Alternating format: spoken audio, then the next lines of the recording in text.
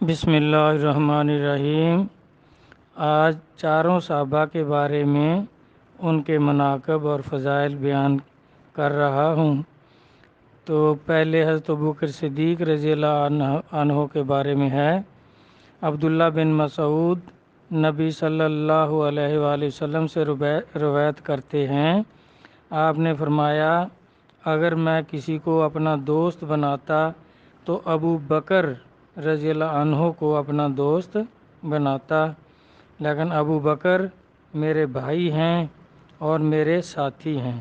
اللہ تعالیٰ نے تمہارے ساتھی کو دوست پکڑا ہے۔ تو اس کے آگے جو ہے خود نبی علیہ السلام فرماتے ہیں، ابن عمر رضی اللہ عنہ سے روایت ہے، آپ نے فرمایا، ابو بکر تو میرا غار میں ساتھی ہے اور تو حوض کوثر پر بھی میرا ساتھی ہے۔ آگے عائشہ رضی اللہ عنہ سے روایت ہے کہ رسول اللہ صلی اللہ علیہ وآلہ وسلم نے فرمایا کہ اس قوم کے لیے لائق نہیں کہ جس میں ابو بکر ہوں اور ابو بکر کے سوا کوئی امامت کرے۔ آگے عمر رضی اللہ عنہ سے روایت ہے کہ رسول اللہ صلی اللہ علیہ وآلہ وسلم نے ہم کو حکم فرمایا صدقہ کرنے کا۔ آپ کا یہ حکم کرنا میرے لیے بڑا ہی موافق آیا۔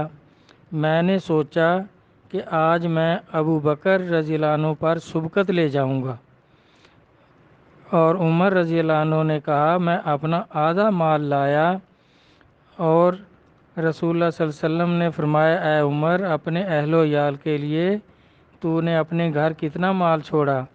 میں نے کہا، اپنے گھر والوں کے لیے آدھا چھوڑ آیا ہوں اور آدھا لے آیا ہوں۔ اور ابو بکر رضی اللہ عنہ جو کچھ ان کے پاس تھا وہ سب لے آئے۔ حضرت صلی اللہ علیہ وآلہ وسلم نے فرمایا، اے ابو بکر، تو نے اپنے گھر والوں کے لیے کیا چھوڑا؟ تو ابو بکر نے کہا، اللہ اور اس کا رسول چھوڑا ہے۔ عمر رضی اللہ عنہ نے کہا کہ میں کبھی بھی ابو بکر سے سبقت نہیں لے جا سکتا۔ اگلی حدیث پاک ہے، عائشہ رضی اللہ عنہ سے روایت ہے کہ ابو بکر رسول اللہ صلی اللہ علیہ وآلہ وسلم کے پاس حاضر ہوئے۔ حضرت نے ان کو فرمایا، تو اللہ کا آزاد کردہ ہے آگ سے۔ اسی دن سے ابو بکر کا نام عتیق رکھا گیا۔ ابن عمر رضی اللہ عنہ سے روایت ہے کہ رسول اللہ صلی اللہ علیہ وآلہ وسلم نے فرمایا، میں پہلا ہوں گا جس پر زمین پھٹے گی، میرے بعد ابو بکر پر، ان کے بعد عمر رضی اللہ عنہ پر، پھر میں جنت البقیع کی طرف آؤں گا اور وہ اٹھائے اور جمع کیے جائیں گے میرے ساتھ، پھر میں اہل مکہ کا انتظار کروں گا۔ تو اس طرح نبی علیہ السلام آپ کی فضیلت بیان کر رہے ہیں کہ بہت کافی حدیثیں ہیں، سب اگر بیان کی جائیں تو پھر بیان بہت ہی لمبا ہو جاتا ہے۔ مختصر میں عرض کر رہا ہوں کہ ان کی جتنی تعریف، جتنے فضائل اللہ تعالیٰ نے بیان فرمائے ہیں، تو باقی امت جو ہے، ان چار خلفاء کے بعد جو امت ہے، ان میں کوئی بھی ان جیسا نہیں ہو سکتا۔ یہ ان چاروں کو ساری امت پر بہت فضیلت ہے۔ ایک اور حدیث ہے، یہ مشکوٰۃ شریف جلد سوم مناقب ابو بکر کا بیان، اس میں یہ سب احادیث مبارکہ درج ہیں۔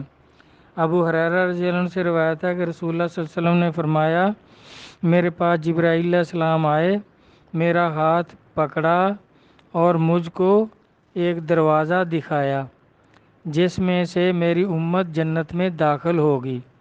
ابو بکر رضی اللہ عنہ نے کہا، یا رسول اللہ، میری خواہش ہے کہ میں آپ کے ساتھ ہوتا اور اس دروازہ کو دیکھتا۔ رسول اللہ صلی اللہ علیہ وآلہ وسلم نے فرمایا، ابو بکر، تو سب سے پہلا ہوگا جو اس دروازے میں سے گزرے گا میری امت میں سے، یعنی میری امت میں سے سب سے پہلا جو اس دروازے میں سے گزرے گا وہ ابو بکر رضی اللہ عنہ ہوں گے۔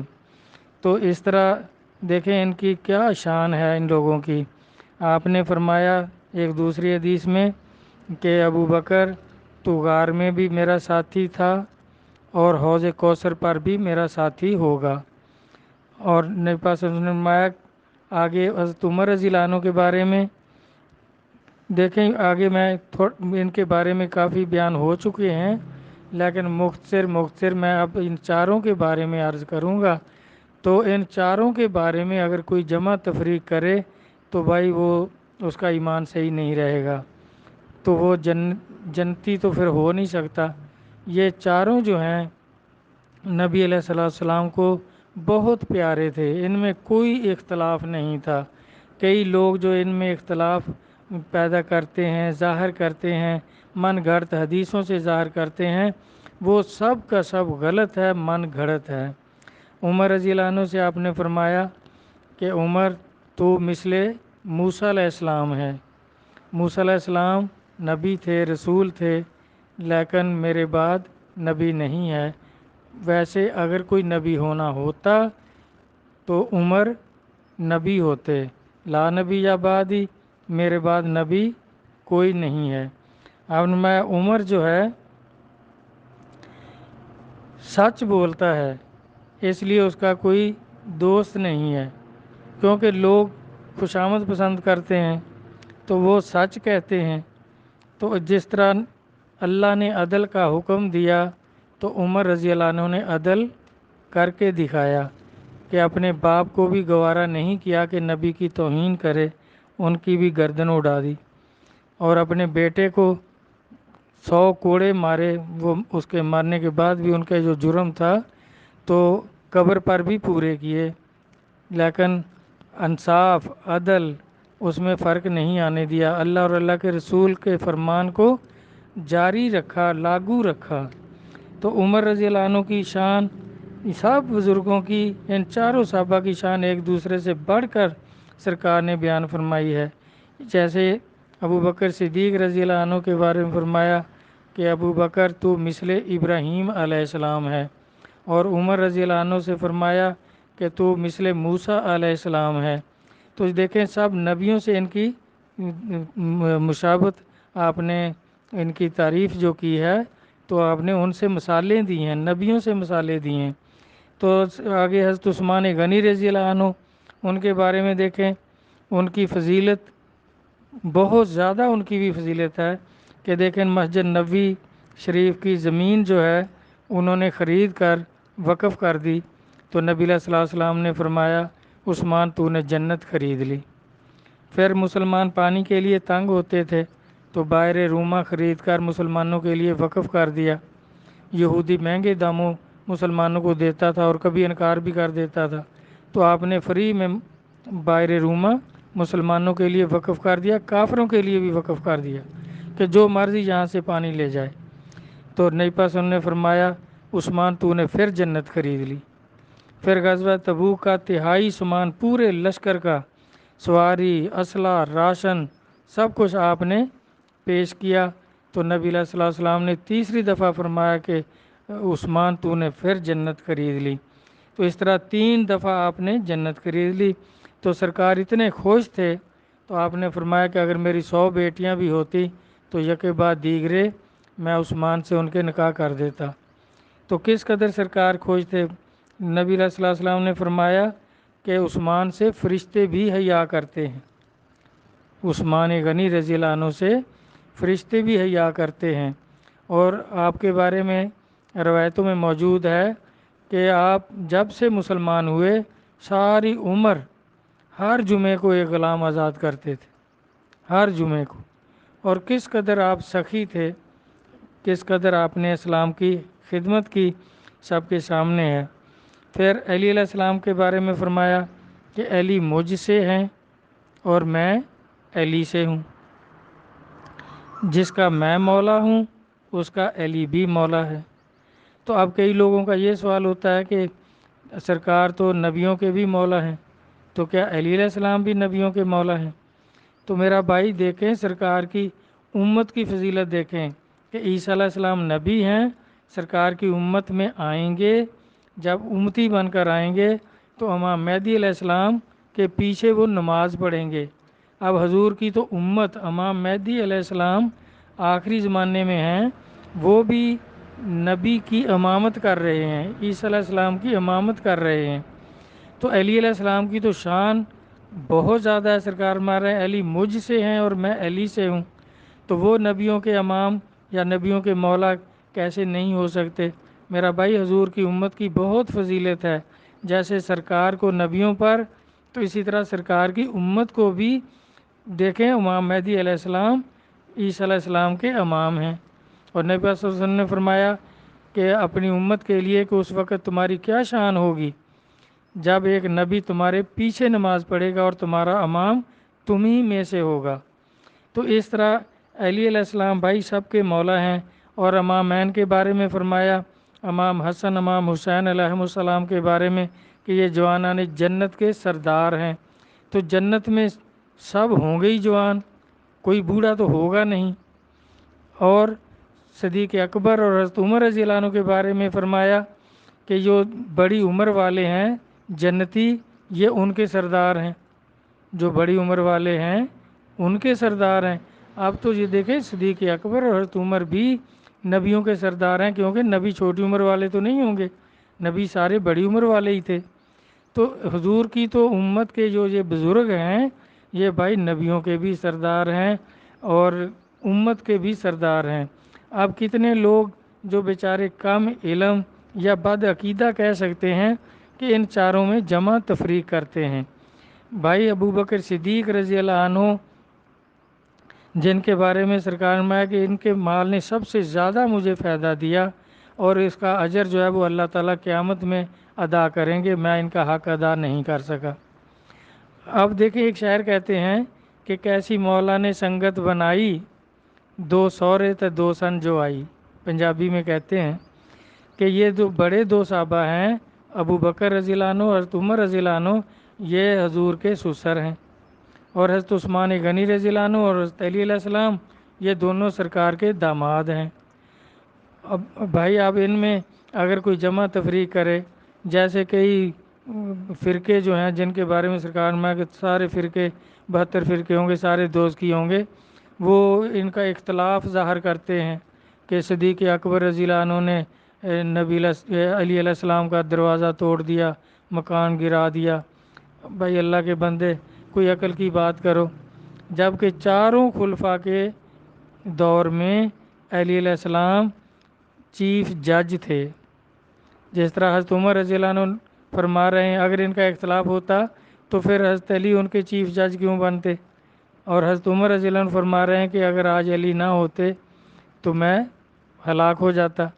اب وہ ایک کیس آ گیا تھا نا کہ ایک زانیہ عورت نے آ کر قبول کر لیا کہ جی مجھے حد لگا دو، تو وہ حاملہ تھی، تو آپ نے کہا ٹھیک ہے اس کے کوڑے مارو، تو علی علیہ السلام نے فرمایا کہ اے عمر، اس عورت کا تو قصور ہے، اس بچے کا کیا قصور ہے جو اس کے پیٹ میں ہے، وہ ناحق میں مارا جائے گا۔ تو اس ٹائم حضرت عمر رضی اللہ عنہ نے فرمایا کہ اگر آج علی نہ ہوتے تو عمر ہلاک ہو جاتا۔ پھر اگر ان کا اختلاف ہوتا تو بھائی حضرت علی چپ رہتے یا جاتے ہی کیوں ان کے پاس؟ اس کا مطلب علی علیہ السلام چاروں خلفاء جو تھے وہ ان سے مشورے لیتے تھے، جو سنگین فیصلے ہوتے تھے ان سے ہی کرواتے تھے۔ تو اس طرح ان کا تو بھائی آپس میں کوئی اختلاف نہیں تھا، سب ایک دوسرے کا ادب احترام کرتے تھے، عزت کرتے تھے، سب ایک دوسرے کو اپنے سے اعلیٰ سمجھتے تھے، ان میں کوئی اختلاف نہیں تھا۔ جس طرح اللہ کی ذات میں کوئی اس کی توحید میں کوئی کچھ معمولی سا بھی کہے تو وہی وہ دوزخی ہو جائے گا، اسی طرح نبی علیہ السلام کی شان میں کوئی معمولی گستاخی کرے وہ دوزخی ہو جائے گا۔ اسی طرح ان چاروں کے بارے میں اگر کوئی ان میں کسی میں کمی بیشی کرے، ان کے درجات میں فضائل میں کوئی اپنی طرف سے بات کرے تو وہ بھی دوزخی ہو جائے گا، کیونکہ نبی علیہ السلام نے خود فرمایا عمار بن یاسر رضی اللہ عنہ کو کہ تمہیں ایک باغی اور دوزخی گروہ قتل کرے گا، تو وہ حضرت علی علیہ السلام کی طرف سے جنگ صفین میں جہاد کرتے ہوئے جس گروہ سے شہید ہوئے وہ سب جانتے ہیں۔ تو اس طرح کیونکہ ان کا اختلاف، اب آپ نے فرمایا علی مجھ سے ہیں اور میں علی سے ہوں، اب جو علی سے اختلاف کرے گا وہ تو نبی سے اختلاف کر رہا ہے۔ پھر آپ نے فرمایا جس نے حسین کو شہید کیا اس نے مجھے شہید کیا۔ اور اس طرح بھائی یہ پانچ تن پاک جو ہیں یہ سب سے اعلیٰ ہیں، سب صحابہ کرام یہ سب ان کی اسی طرح عزت اور احترام کرتے تھے جیسے ان کا حق تھا، تو ان میں کوئی اختلاف نہیں تھا۔ ہمیں مولویوں سے مقصد نہیں ہے، کیونکہ اللہ نے منع فرمایا فرقے نہ بناؤ ولا تفرقوا، قرآن پاک میں فرمایا، لیکن یہ دوست کی مولوی باز نہیں آتے، فرقے بنائے انہوں نے اور بناتے رہیں، ہمارا کیا بگاڑیں گے، خود جہنم میں جائیں گے۔ اب ان سے تو ہمارا کوئی مقصد نہیں، ہمارا مقصد صرف اپنے لوگوں سے ہے کہ ان کا ذہن جو ہے وہ کلیئر رہے، کیونکہ یہ دوست کی فرقوں کے مولوی جو ہیں یہ طرح طرح کے سوال کھڑے کرتے رہتے ہیں، من گھڑت سوال، تو جس میں کبھی پنجتن پاک کی توہین کرتے ہیں، کبھی رسول اللہ صلی اللہ علیہ وسلم کی شان گراتے ہیں، کبھی ابو بکر صدیق کے خلاف کوئی بات کرتے ہیں، کبھی حضرت عمر رضی اللہ عنہ پہ اٹیک کرتے ہیں، کبھی کہتے ہیں یہ زکوٰۃ جو ہے یہ حضرت عمر رضی اللہ عنہ کا جگہ ٹیکس ہے۔ تو اس طرح کی باتیں یہ جو دوست کی فرقے ہیں وہ کرتے ہیں، بھائی ان سے ہمارا کوئی مطلب نہیں، ٹھیک ہے، ان کو بھی اللہ ہدایت دے، ہمیں بھی اللہ اور اللہ رسول اپنے کلام کو سمجھنے، صحابہ کرام خلافت راشدہ جو ہے جو حضور کے چاروں خلفاء ہیں ان کی شان کو سمجھنے، ان کی فضیلت کو سمجھنے کی، اور اولیاء کرام کے کلام پاک اور ان کی شان کو سمجھنے کی اللہ رسول توفیق عطا فرمائیں، آمین۔ اللہ حافظ۔